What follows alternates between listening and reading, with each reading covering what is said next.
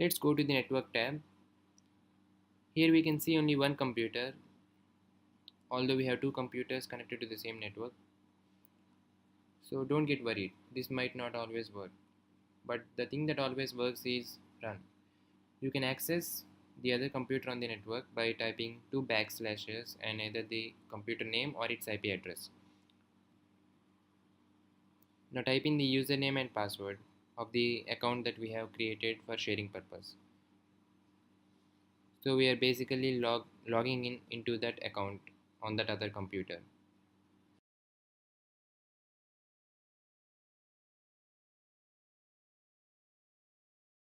I don't know why it became wrong, but let's go to more choices and use a different account. Let's log in into the admin account. So we can see the same folders that we would expect to be in an admin account. We have seen this before. So that's all. Let's see how to do this on a Mac.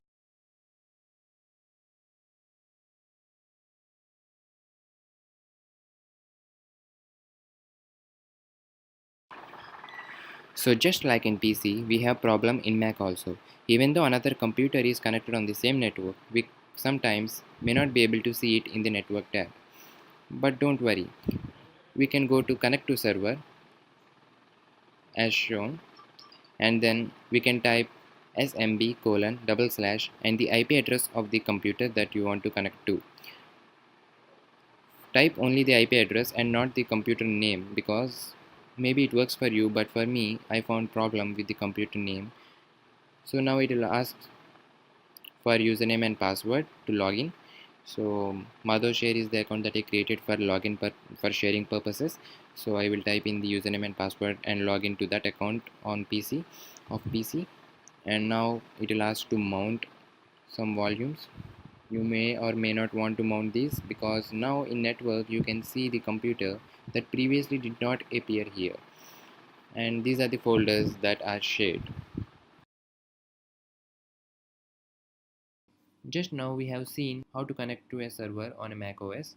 For that we needed the IP address of the, which is not fixed by the way, because in the network and sharing center we have opted for the obtaining IP address automatically from the router. So it may change from time to time whenever you reconnect to the network. So to avoid this, you can go to the network and sharing settings, and then to the network and internet network connections.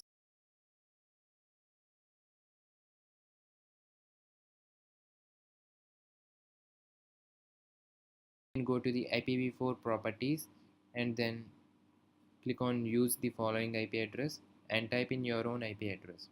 Now here the IP address that you are going to give in now should lie within the range of IP addresses that your router is going to use. Try giving that IP address that you remember already being given to your computer, like the one that I used before. So I will use that IP address now, and as a fixed IP address now. So whenever I want to access this computer on the network, its IP address is always fixed, like the computer name.